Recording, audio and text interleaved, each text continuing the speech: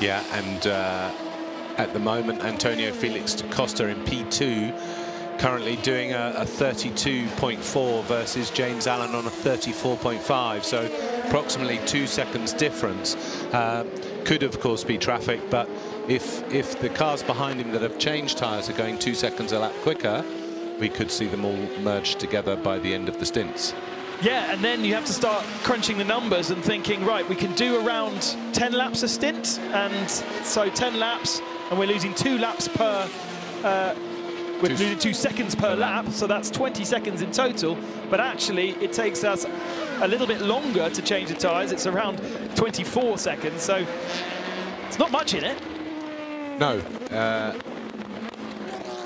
Of course, both da Costa and James Allen have got different tyre manufacturers as well, so many variables in there. So Will Stevens did stay aboard the Jackie Chang DC car, and the tyres stayed on that 37 machine as well. Drops to 8th spot in LMP2.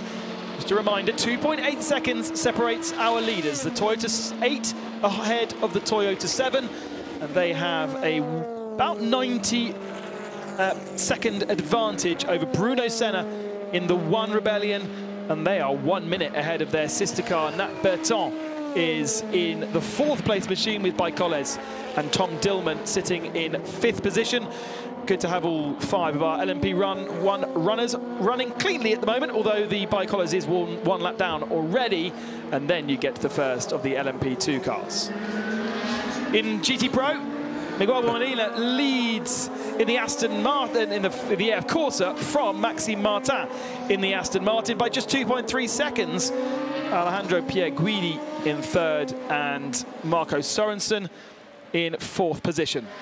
There is confirmation of the gaps after 34 laps of racing here, which is equivalent to about 2 hours here at the Circuit de la Salle. For the moment, weather is fine and fair. There is showers around the area, but for the moment, it hasn't hit us here in the paddock, and it is likely that if it does hit us, the weather is going to hit from Mulsanne first. Just looking further down the order, great to see the 2 IDEC cars obviously on the grid, and I was just looking at Patrick Pilet's lap times, and bear in mind that this guy is a Porsche GT expert, works driver for Porsche for many years, hasn't driven anything other than a Porsche since 2006, and drafted in at the last minute for Dwight, who had an accident on Thursday, unfortunately, and his last lap was a 3:32.6. which is pretty similar to the leaders. So that's just shows the mark of the man. And you know, you put a really good, experienced works driver into any car on the grid, give them a few laps, and they're on the pace. Well, that's what Peter said yesterday, wasn't it? A car's a car. Yeah, 4 wheels and a steering wheel. Drivers are just the pedal bracket, aren't they? They connect the wheel to the pedals. Spacer. Spacer, yeah. Yeah. And it's nice to see those cars gradually come up the order a bit. Of course, they started a full lap down, didn't they? Yes. From the pit lane. Which I think they're still a lap or 2 behind, but I think they've overtaken the GT cars, haven't they? The winning car from the last 2 years, Signatech Alpine, into the pits, off sequence and at the tail of the LMP2 field because of issues with that car very, very on in the race. Had a slight water leak, water pressure problem, and potentially damaging the engine by doing so. And really, really sad to see them at the tail of the field. It will not be a Signatech Alpine win. The last 2 years, it's always been Nicolas Lapierre, the kind of the star of that show. He's moved on as well to Cool Racing. 22 hours left, mate. Yeah. Oh, yeah. Anything can happen. We had a flash of yellow flag for a second at Marshall Point 3, which is the entrance into the first chicane, but whoever made a mistake down there has cleared themselves out the way and got themselves back going again. Sebastian Buemi pulling a slight advantage over Mike Conway on this particular lap. Last time it was a little tighter, but I think that might just be the traffic and how they're catching them so much faster, these LMP1 hybrid cars, to anything out there on the field. Around 10 seconds a lap faster than the LMP2 cars, as we're on board with Buemi.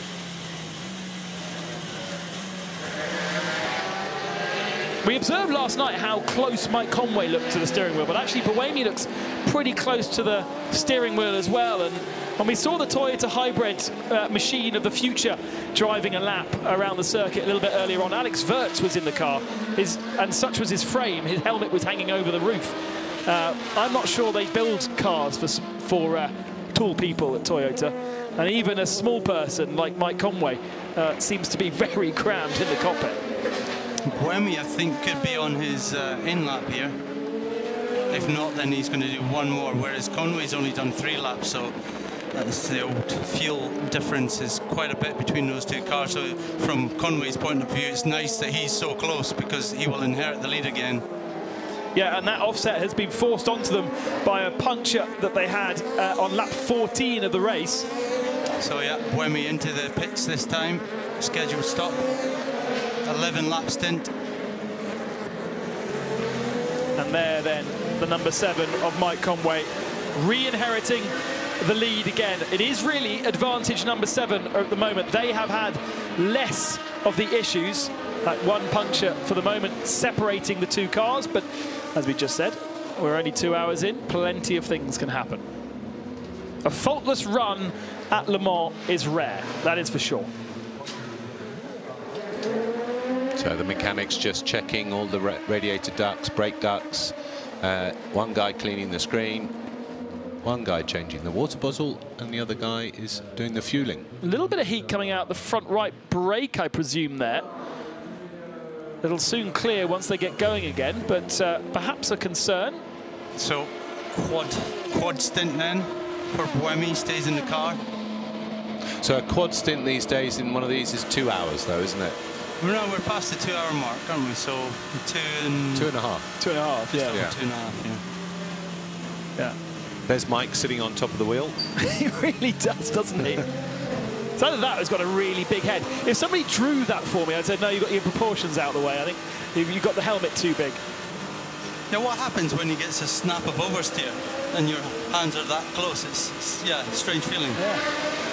You see the NASCAR drivers driving that kind of, but they don't tend to oversteer much. And they've also got a massive steering wheel, so their arms are kind of wider than their shoulders, whereas Mike's got a tiny spoon to use as a steering wheel. To be fair, it's working for him.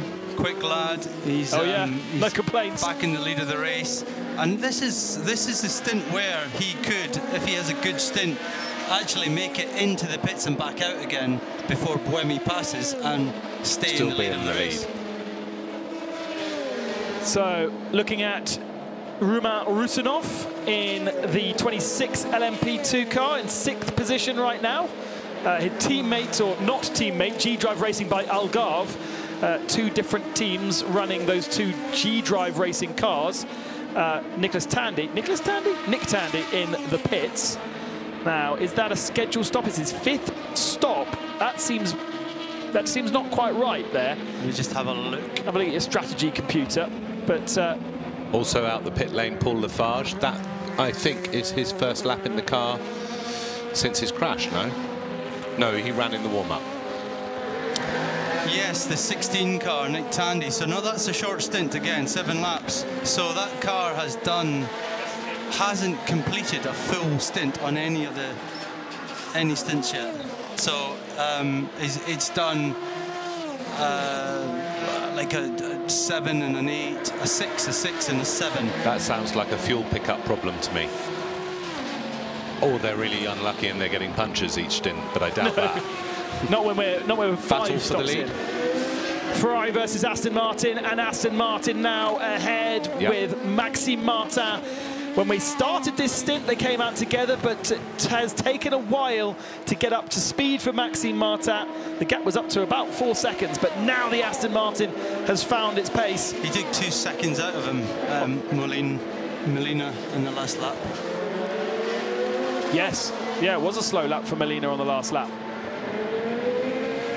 And now Molina can sit and take away a bit of a slipstream from the car ahead of him.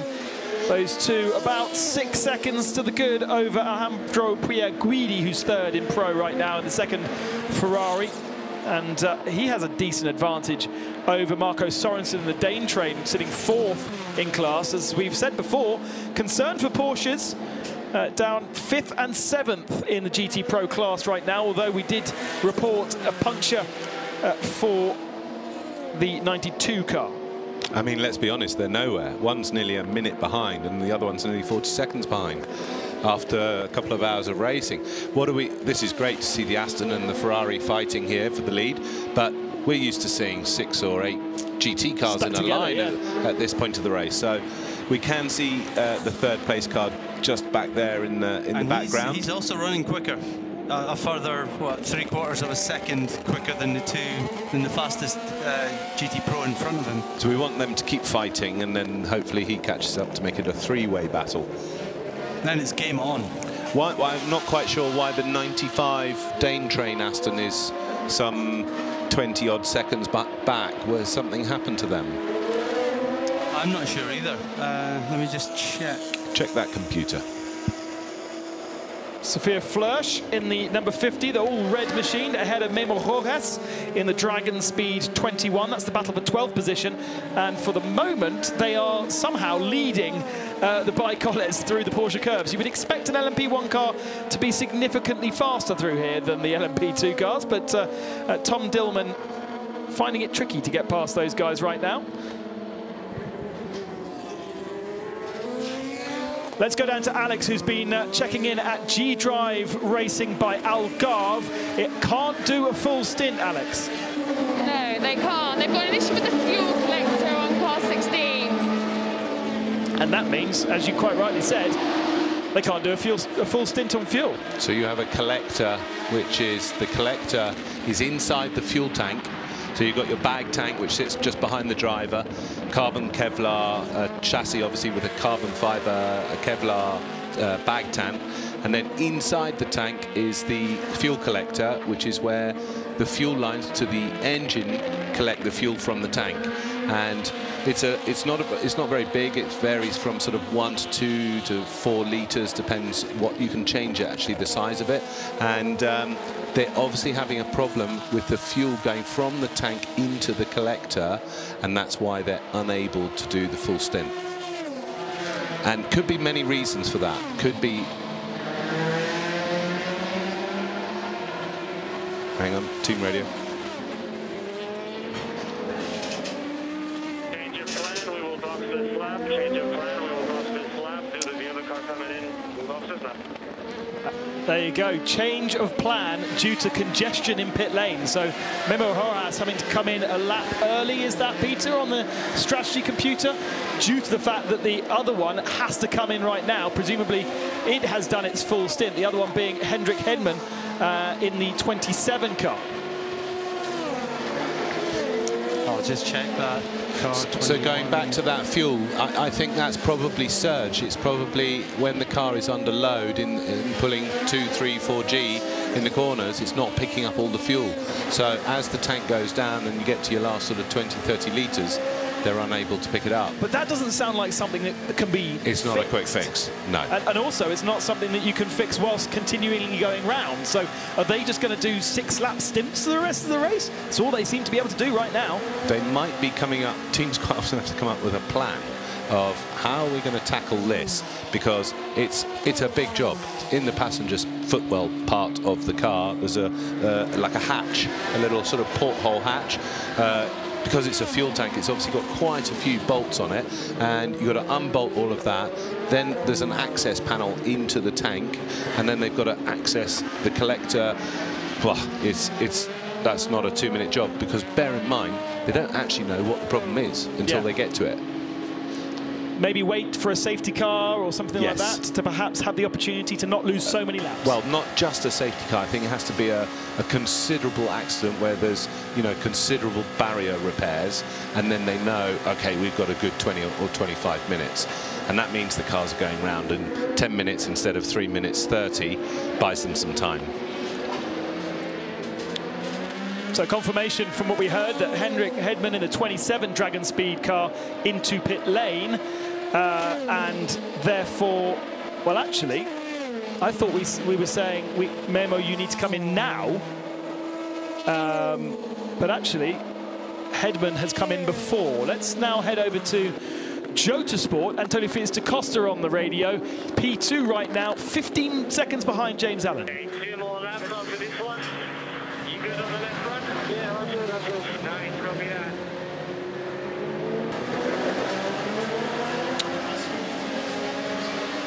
So they've got a slight worry, not a worry, but he's just double checking is the left front okay. So that's obviously their weakest link, let's say, of the 4 tyres. And he's just confirming, Antonio just saying, yep, all good, all good. All good for the moment. That then means that they'll take those tyres on to the next stint. James Allen still in the lead, and, you know, some 15 seconds up the road, the pace is good. Remember, he didn't change tyres. Yeah, exactly. Still doing 33s. Antonio Felix da Costa, 32.8 last time through. United Autosports, well, Van Uitert doing a 32.3. Philip Hansen, a slow lap perhaps in traffic, 36.0 on the last lap. But that's where Peter's strategy computer is much better than ours, giving us average lap times for all the drivers. What would you like to know? Who's going to win? Let me just check the computer. Toyota. Rebellion. So Molina then, having been passed by Maxime Martin, hasn't been dropped by the Aston Martin, able to stick with him. And Pierre Guidi in the other AF Corsa Ferrari 488 is coming. Some 5 seconds behind now, was 7, and currently lapping a little bit quicker than Molina, but not much. But expect to see those 3 perhaps together sometime soon. A quick look at Patrick Pilet there in the. It's a nice colour, that blue. It's very Algarve Pro, as we said on Thursday, but that's the IDEX Sport 17 car that was rebuilt after its accident at karting. And Pilet, as we've already said, brand new to LMP2. They did a bit of prototype testing for Porsche, but ultimately jumping from a GT Porsche into an LMP2 car and getting straight on the pace.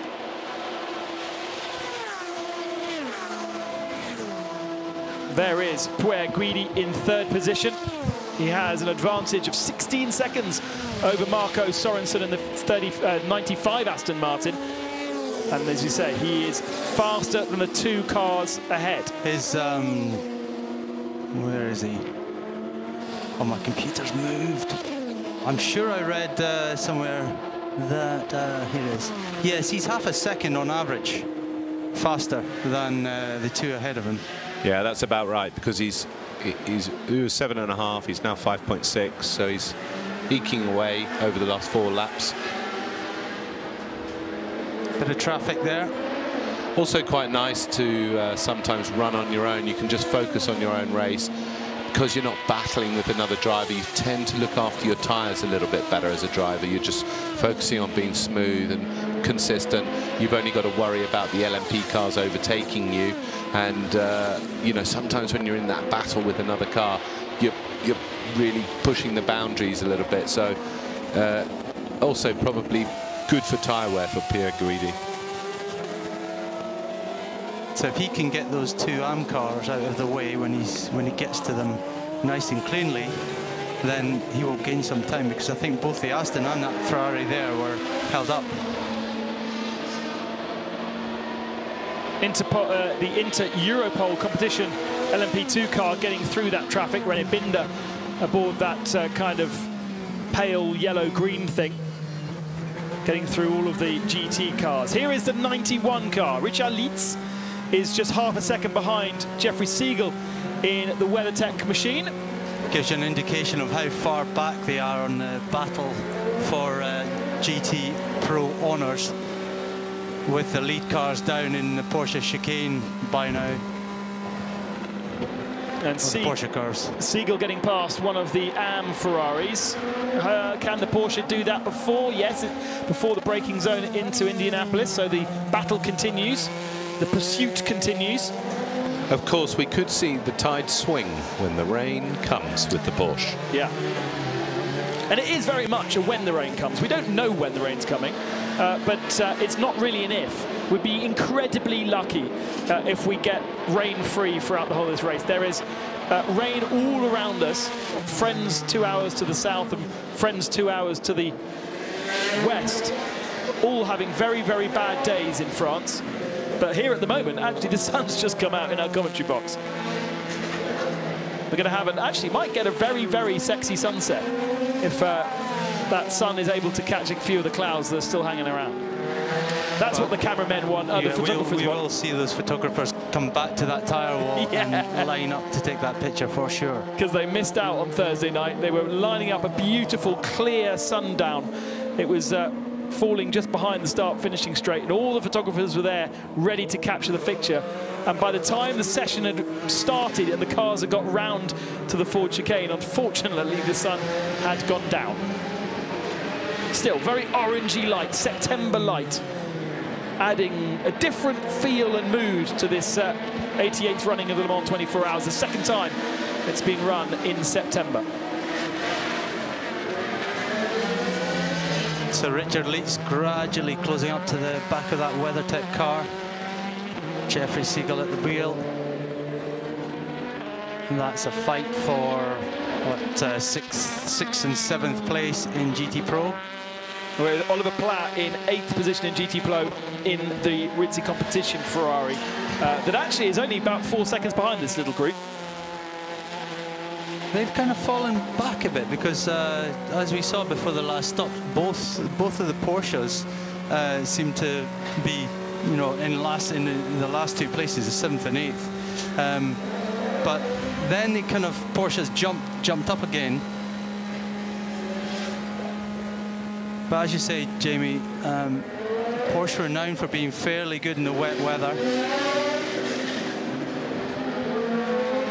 We just saw on the TV there the Rebellion top speed at the moment, 348 kilometers an hour. That is some 216 miles an hour. Quite an impressive top speed. Bear in mind, those are the sort of top speeds, well, a bit higher we used to see when the Mulsanne was one long straight. Of course, now split up into 3 sections. And on this iteration, I think we are about 1 kilometre an hour off the record. The record is just shy of 350 kilometers an hour. And so perhaps with a slipstream, one of those Rebellions could do it and get the record. Oh, easy. Once the track's rubbered up, honeymoon period tomorrow morning, much cooler temperature because it's actually quite muggy and warm at the moment. You've both got a sweat on, I can see on your forehead. So, yeah, in the morning, early hours, honeymoon, new set of boots and a rubbered up track, as long as it's not raining then, easily touching 350. In the pits, the 25 Algarve Pro official car of John Falb. And they are here by dint. I thought they're by dint of a qualification from winning something, but actually by the looks of things, I can't find that piece of information now. So still on this battle in GT Pro, the issue with Richard Leeds has got is that he is quicker over a lap, but he's just not quick enough on the straights to pull up behind the Ferrari, and he can't pull the move. Jeff Segal, obviously a very experienced driver here as well as America, but so is Richard. So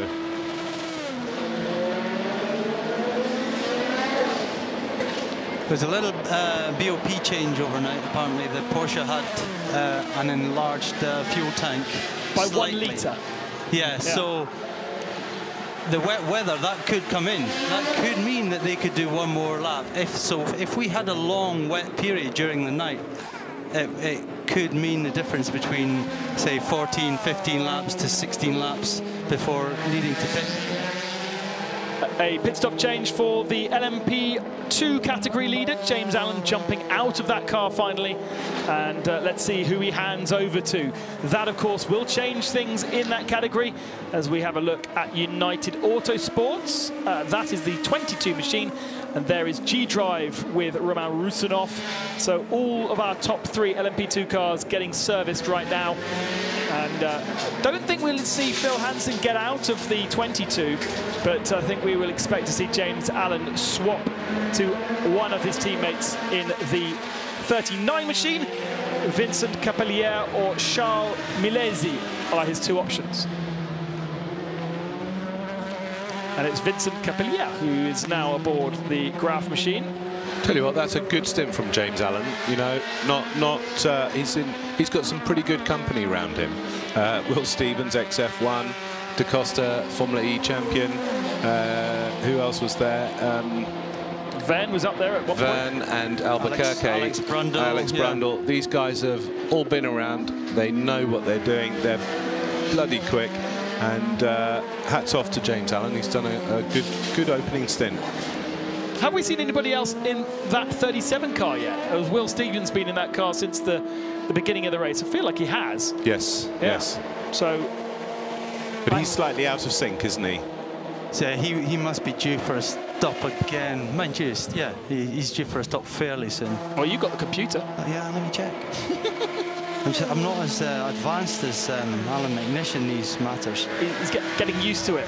Well, what we should see now is that Philip Hansen, who obviously took on tyres at the last stop, not this one, versus James Allen, who obviously built up a big gap because he had a shorter stop. So those two cars were first and second, Yeah. and now we should see them together. There they are.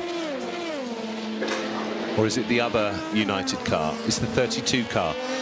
So that's, yeah, that's... I think that still owes us a stop. So Will Stevens Oh, no, it's already- has got about 2 laps to go. Okay. 2.5 laps to go until he needs to stop, which would then vault Da Costa into the lead. So all of our LMP2 cars now have made their fourth stop, as we take a look at Rebellion with Nat Bertrand in the 3 car getting a service.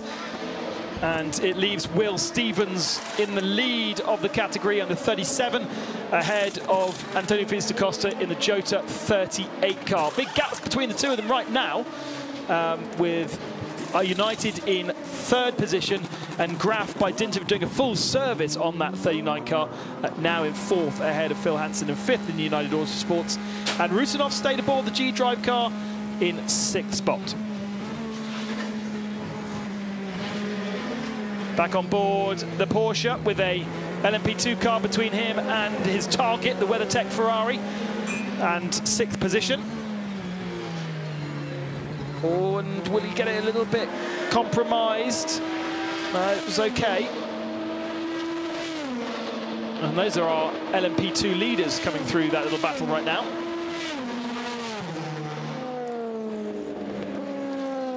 I shouldn't call him Vincent. He's, of course, being French, he's Vincent Capillier in LMP2.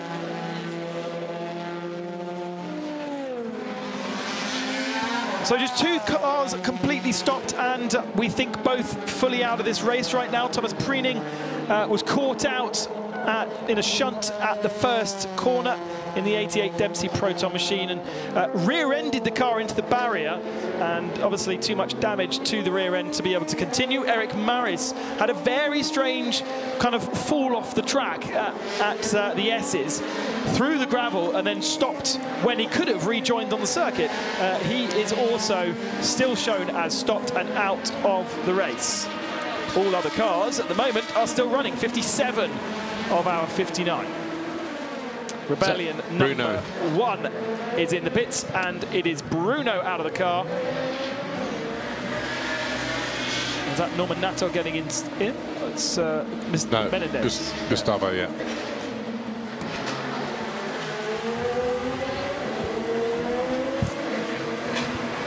Bruno Senna on the in-lap. Was that on the in-lap? Did his fastest first sector of the race? No. Yeah. No, I think when he's in the pit lane, you get the best sectors, that's why. Yeah. So he's obviously the quickest car in the first sector. No. Which is what we saw, actually. We saw that Rebellion were about 3 to 4 tenths faster than Toyota in the first sector, but then lose it through the rest of the lap. Just the characteristics of the power delivery of that car. Well, they don't deploy the hybrid, so they've got 900 horsepower, 500 from the engine, 400 from the hybrid, but they're not using the hybrid power in the first sector.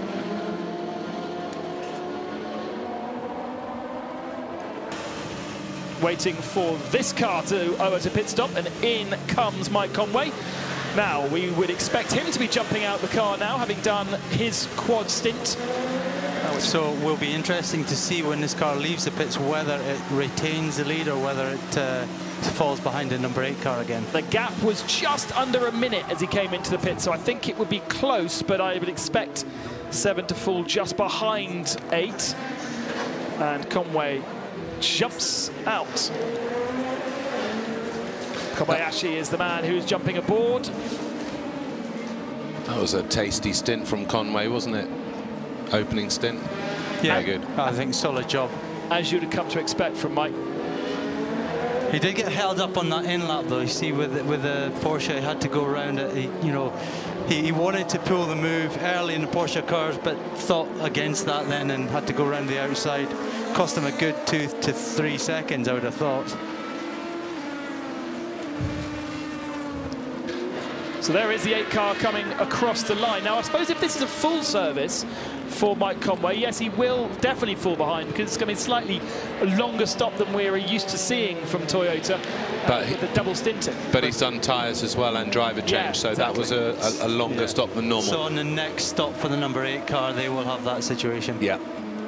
Interesting for me is that Michael Christensen in the 92 Porsche, just on his way out the pit lane, he's the first of the GT. He was the last of the pro cars and the first to stop. Okay. You can have a little look at that. He is number 92.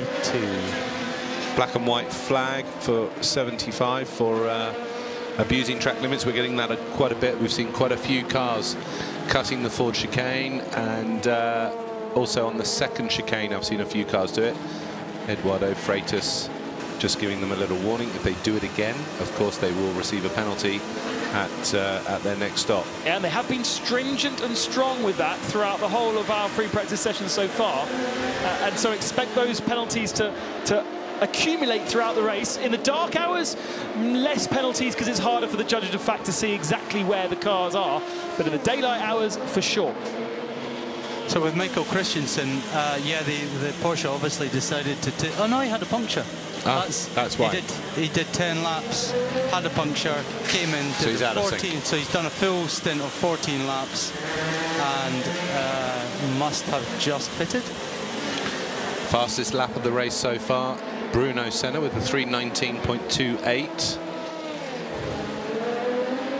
Yeah, I noticed that Bruno has the ultimate first sector. Mike Conway has the ultimate third sector, but somebody else has the ultimate middle sector. Nice little spread.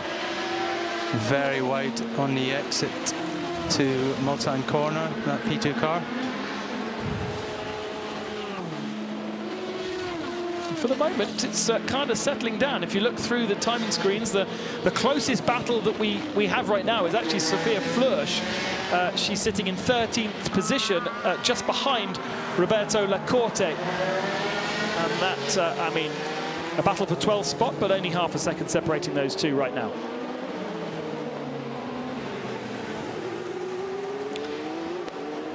So for those of you who are familiar to watching the 24 Hours of Le Mans, and you would expect sundown to be around 10:30 in the evening, well, tonight, being September, it's more like 8:30 that we're going to get that glow, or actually earlier than that, wasn't it? It was about 7:45 we start to get the really orangey glow, and gets completely dark by about 8:30, and then we'll be plunged into darkness all the way through to around 7:30 in the morning. And by that point, I don't think we're going to get a sunrise because there'll certainly be some rain. Side by side, you saw the LMP2 car trying to hang it out on the outside there through the window, but Kobayashi easily clear. Kobayashi currently got a dark visor on, as you can see. That will probably be changed to a light-coloured visor or a clear visor by the next stint for him. Still battling away this 5th and 6th place between Segal and Leitz. The Porsche just unable to live with the Ferrari in a straight line, but ultimately maybe slightly quicker over the lap time. But the Ferrari seems to be very trimmed out rear wing wise, and just seems so quick in the last sort of 300-400 meters. So you're always, as a driver for Leitz behind, he's always coming from a long way back, and that makes it very difficult. So probably going to have to rely on a bit of traffic going his way. Of course, well, Olivier Pla is closing right up behind him. Yes. So, and of course he's going to have the stronger engine. So he's going to have to attack and defend at the same time.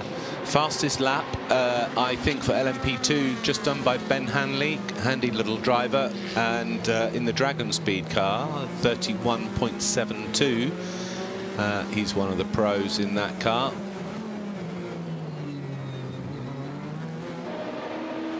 Now, Tim Fulbrook on Twitter making a very good point to us and the team. Thank you for tweeting us. Mine is at Ben Consti. Our Lovejoy for Peter Dumbrick. And he says, at the current pace of 17 laps an hour, the Toyotas will smash the distance record by an entire 11-lap stint. Well, number one, until it rains. we haven't had a safety car yet. You know, usually we'd have something going in the first couple of hours, but we've had very clean running. I'm being shot for tempting fate. And of course, we haven't had the rain that is ultimately expected. So I don't think this is a year where we were expecting to see that. Peter, do you want to announce your Twitter account as well, just while we're on there?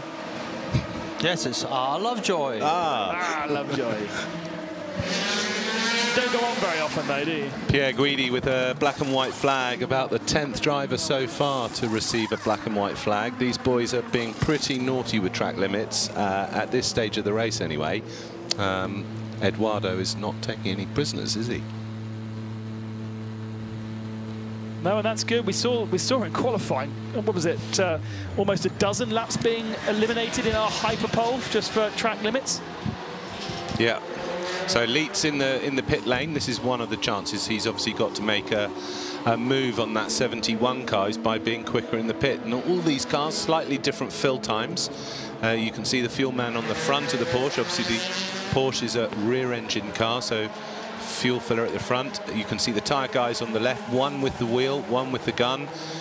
You are only allowed 2 guns at the pit stop, and you are allowed 2 men per gun. So 4 of them will cross the line once the refueling is finished, and they will go to work, and the car will go up in the air, and you'll have a quick tyre change, and Richard Leitz will be on his way.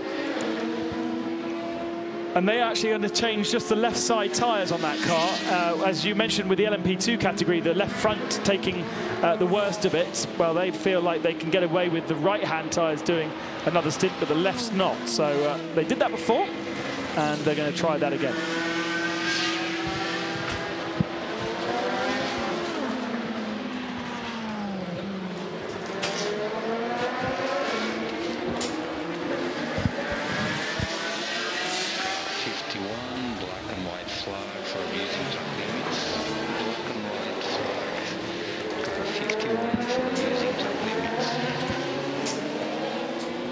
So black and white flag, rather than warning, getting one step closer to getting a penalty, effectively. No, they're all getting black and white flags. Okay. But I don't know why that was just announced on the radio for some reason. What makes that any different? They've all been receiving black and white flags, so that particular, I'm not sure if it's the car or driver, but I think it's that car, isn't it? If your car 71 has received a black and white, regardless of which driver does a track limit again and is reported by the marshals, will receive a penalty of some kind. Normally a 5 or 10 second hold in its next pit stop, or perhaps a drive-through if they're being particularly naughty. Essentially, they've got to survive for the next 2-3 hours until it's fully dark, and then they can get away with murder.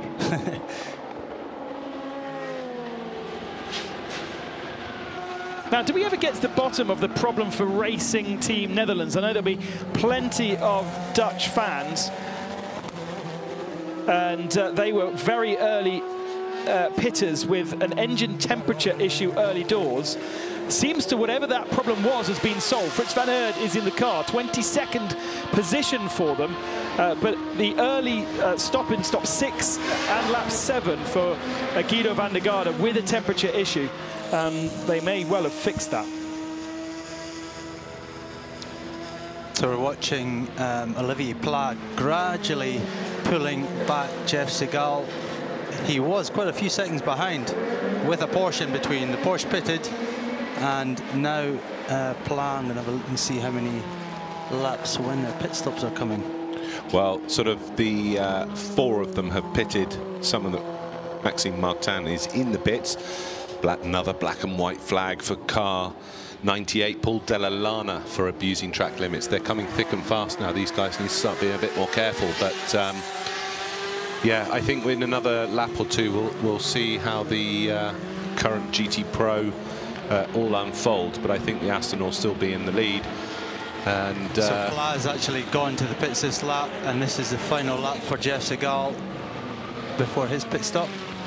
So this is where Richard Leeds has to do a storming out lap. He has to drive like a bullet in order to hopefully jump Segal at the end of this lap. Was that a bit of advertising of your management company?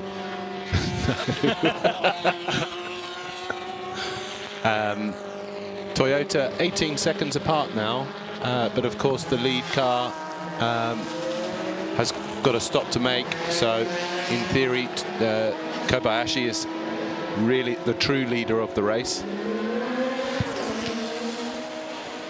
And in this GT category, we still are owed pit stops by Alejandro Pierguidi and Marco Sorensen. For the rest, they have now all pitted. No, and Jeffrey Segal also over as a pit stop.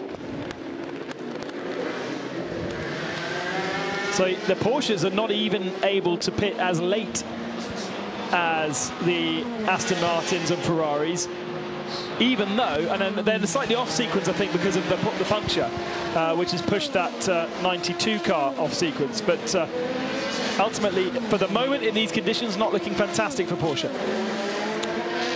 No, strange to see, because, yeah, like we said earlier, they were pretty good in all weekend. All weekend. Been great, yeah.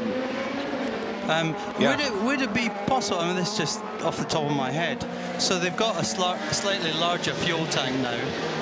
If they're not using all their fuel, will they gradually keep a little bit back, and gradually fill it, and so therefore their pit stop won't be as long when they're not changing tyres? Well, you can tell us that. Yeah, well, I'm going commentator. to ask Alan beside me, because he's pretty clever. Hang on one second. What's interesting for me is that the two lead cars have still yet to pit. They've both only had 2 stops, whereas the two Porsches have had their 3rd stop. So I can't believe that they're just stopping short with fuel in the car for another lap when they wouldn't need to. I think the 92 genuinely got caught out and get pushed off sequence by that puncture. Yeah, but the 91. But the 91's doing the same thing. Yeah, exactly. So, you know, clearly looks like it is just a case of they're not quick enough in a straight line. I don't know whether this is correct, but it looks as though both had a puncture on the same lap, according to our information. But don't know. Oh, nearly a touch there between is that Da Costa and can't quite see that car. Well, it's a battle for 6th position. So this is the Duquin and Panis Racing cars. Oh, and there is a Jota in there. Is that Jota in there as well? I know it's not the Jota car, sorry. It does look like it, doesn't it? It's the 30 car. It's Terashenko, isn't it, at the lead of that little train. And no, but Jota's at the back of it. The 37 Will Stevens car is at the tail. Okay, because he stopped, and because he stopped out of sync, didn't he? So he's on the back of this train, full of fuel. Didn't change tyres, did he? So here's the leaders in GT. No. Yeah, Pierguidi and Marco Sorensen both in pit lane. Maxime Martin therefore should inherit or re-inherit the lead in GT Pro. The Ferrari crew getting ready to attack the car with fresh Michelin tyres. There's the Aston crew. They got tyres awaiting that car as well. Not sure they do, to be honest. They might be going on separate strategies here. Ferrari are released. Oh, the fuel's taking a long time. And off now, it goes. Yeah, so no tyres for Aston. And now into the pits, our number 8, Sebastian Buemi, jumping out of the car and handing over to, let's have a quick look. Is that Brendan with his day helmet on? Yeah. Yeah, I think it is. Because Brendan's got 2 completely different coloured helmets just to confuse us. He's very tall and skinny, that's how you can tell Yeah, exactly. Obviously a previous Le Mans winner with the Porsche 919. Now attempting for a second win in a Toyota.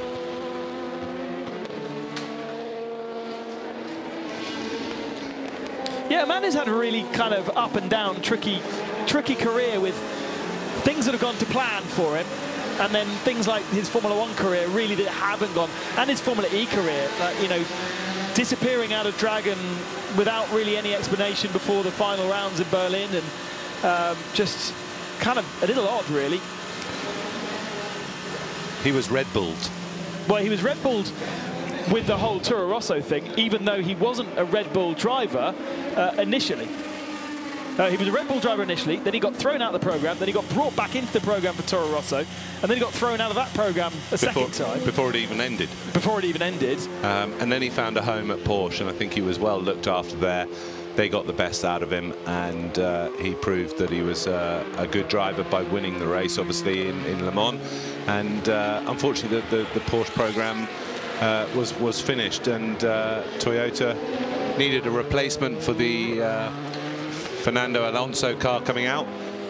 Sorry, for Fernando Alonso leaving the car and returning to Formula 1, and Brendan seemed like the best option to slip into that car. So out of the pits then, 1 minute 16 behind the number 7 car. And due to that puncture that they had in lap 14, it is advantage 7 right now. And really, Rebellion are out of touch for the moment. In these conditions, they just do not quite have the race pace that they need to keep with those Toyotas, and they'll be waiting for issues to give them more of an advantage, to give them more of an opportunity to perhaps stand on a step higher on the podium come 2:30 on Sunday. Phil Hansen is caught up with the back of the Graf car in the tow on the first Mulsanne straight. Vincent Capillier in the So 24 by Graf, sitting in 3rd position right now. Obviously James Allen led the majority of the start of the race in this car, but has been ousted by Jota and United Autosport, sitting 1st and 2nd right now, and Phil Hansen would like to bring that United Autosports car back into the position that it was early doors in the hands of Filipe Albuquerque. I think the United car is running a little bit more downforce than the other one, because they seem to not, there's no toe effect for them. The gap just stays the same the whole way down the straight.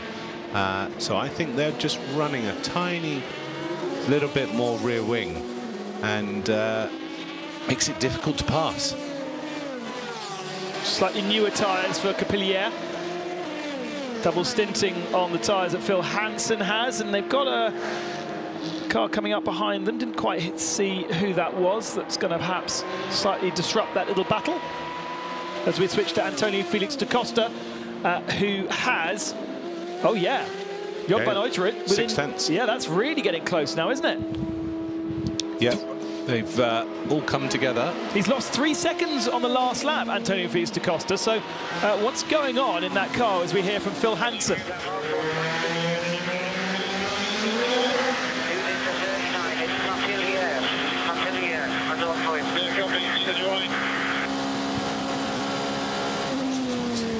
That's quite interesting. He wanted to know who was in that car, didn't he? He was concerned about who was actually aboard it. So just looking at the strategy computer. Oh, hi, Peter. Oh, yeah, it's me. I'm just I was having a bit of a chat with Alan, just chatting the race through now. Yeah, but we're just seeing that da Costa is, on average, 1 second a lap slower than Van Uiteren. So that's why we're seeing him close up. Could that be Michelin versus Goodyear, or you know, the interesting thing about P2 is that obviously they cycle through the drivers. You have the silver driver in the car, who potentially would be the weakest link. And if you've got a fast silver driver like Hansen, Phil Hansen, who's currently on board, he might not quite have the pace of da Costa, but you can be pretty sure that Di Resta will do. So when he gets into the car will vault back up again. Yeah, interesting to see how that continues to develop. It was a much faster lap from Antonio Felix da Costa on this lap through. So whatever happened on the last lap, it's been slightly equalled out by the Jota car taking another 0.8 of a second out of the United Autosports car. As we switch our attention to the second United Autosports car that we just heard from, Phil Hansen. Now 0.3 of a second between him and the Graf machine. Getting close. But as you say, it'd be nice to have a bit more of a slipstream effect, wouldn't it? He just completely stayed still all the way down the Mulsanne. Could do with a disruptor to help him get past, because clearly he's faster, and he'll be likely faster through the bits where you can't overtake. Yeah, I'm just trying to look at the rear wing, and I have a feeling the United car's got a tiny bit more. It does look like that. And I mean, it might be an illusion, but it could be rake, it could be rear wing, and if you haven't got the straight line speed, even with the toe, you just got to get lucky with some traffic. Otherwise, you're never going to overtake him. But remember that also Antonio Felix, Filipe Albuquerque was quite concerned in that car in the first part of the race, wasn't he? He was surprised that he wasn't able to make the moves easier in the first part on James Allen. So when he ran in the lead on his own, he had great pace, and there was no one near him. But it's when he's running in traffic, those United cars do seem to not quite have the same pace, and it could be just setup, as you say. It could be that they've decided to go with that because of the rain forecast. Yeah, that would be very sensible and interesting. Well, Antonio Felix da Costa's team radio. Nice work, Antonio. 2 laps to go. 2 laps.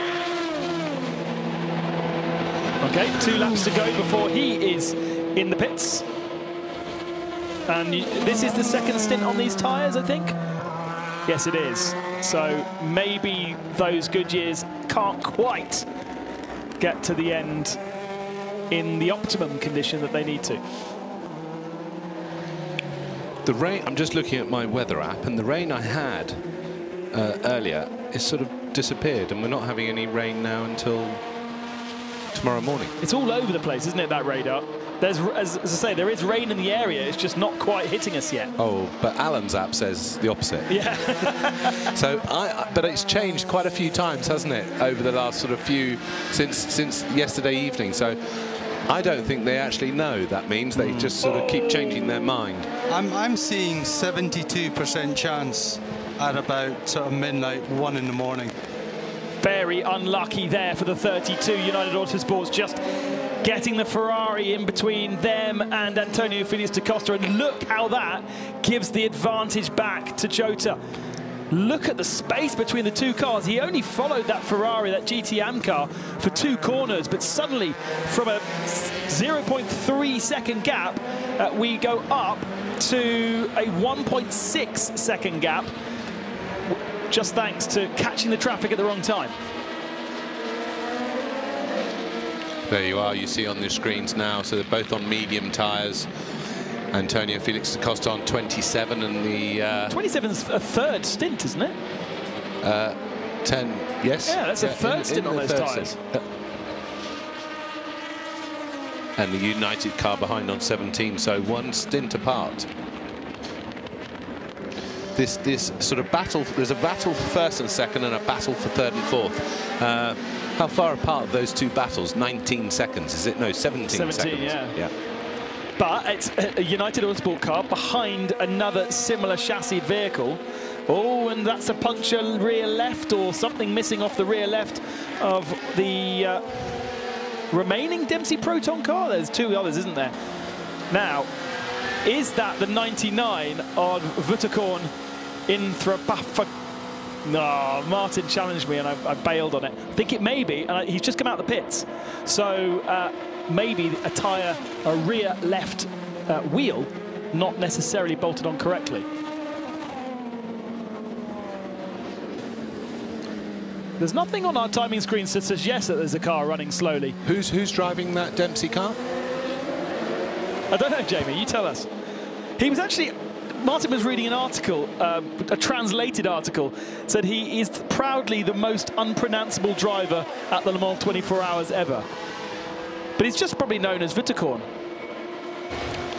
Wutterkorn. Well, and yeah, if he was racing at the Nürburgring. He does a lot in Asia. He's Asian? Yes. Yeah. I actually have never met him, never seen, but I've heard his name mentioned so many times because my teammates in Falcon have all worked with him and they always talk about him, and now I'm seeing him in real life here on racing at Le Mans, so it's actually nice to put a face to the name. And they always call him Wutterkorn. Wutterkorn, yeah.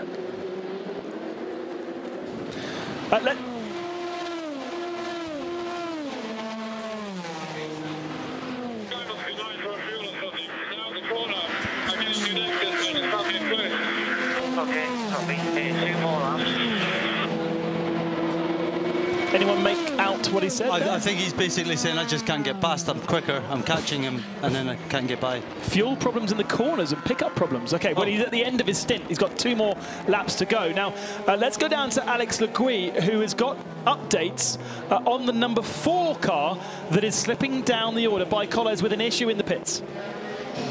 Yeah, Baikolles are very much in. Looked initially like it might be a gearbox change. Now it looks a little bit more terminal than that. Both the rear and the front are now on and a lot of worried faces. Possibly not unexpected, but a shame anyway to have issues for Baikolles. And hopefully they can get it fixed rather than it being a terminal issue. This is getting spicy now with the Porsche right in the middle of the Porsche curves. And again, the leading car manages to get a GT car in between the two, and the United Autosports car loses out slightly just by the traffic. I'm going to have to apologise, aren't I, for calling Phil Hansen the slow driver early on. What I meant to say was the silver driver within that group, because they have to have different grading for the 3 drivers, and they have to have one which is silver. You also notice, sorry, that he's all over the back of the car in front as we see a pit stop. Da Costa out, is it? And it will be, I think, got and United Gonzalez in. So United and Jota both in the pits at the same time. I'm sure we heard the radio say 2 laps to go, but I think the radios are played out slightly in delay. That was Phil Hansen's radio, and so he is 2 laps. He's waiting for his teammate to get service, because of course look how little space there is in between these 2 cars of competing teams. So tyre change for Jota, no tyre change for United. So the Goodyear seems to be well, that was the third stint, remember? 3 stints, yeah. 3 stints for the Goodyear and 4 for the Michelin. Well, that will go on to its 3rd stint this time. It was 1 stint behind. Right. This battle here, I've noticed Phil Hansen you watch him, when he gets to the Porsche curves, he catches up so easily with the car in front, which definitely points towards the fact that he's got a bit more downforce. But he just doesn't seem to have any luck. He always gets caught up behind other cars, and just as he's closing back up again. Passing the IDEC 17 machine. That is down in 19th spot. IDEC 19th and 20th right now. Got a little soft spot in our hearts for them after the work that they've had to do throughout this 24 hours so far. Rebuild 2 cars on Thursday, and in such a compressed schedule, missed out with so much track running. A brand new tub for the red machine and a repaired tub for this blue car, and they had to get a new driver into the car as well. And for the moment, all going well, touch wood, for the 2 IDEC Sport machines. And yeah, look how much Phil Hansen closes in. He's got better stability under brakes. He's definitely got more downforce to carry him through the corners. But then, as we've reported already, can't do anything on the straights. Generally speaking as well, if he is carrying a little bit more downforce, it tends to be a bit easier on the tyres. Yeah, you're sliding around less, and so the surface of the tyre stays a little bit cooler and can tend to last a bit longer. And also, as Jamie Campbell-Walter did allude to, if there is rain, you want as much downforce as you possibly can have to stick you to the ground. I'd imagine during a pit stop, though, a quick wing change wouldn't be too difficult. It'd be a fairly quick thing to do. and practiced. You know, in the old days, we used to change the gurney. Do you remember? They used to flip up the end of the end plates and then slide the gurney out, and then slide from a 5 to a 10 mil, for example. But I don't think it's fixed now, isn't it? I think.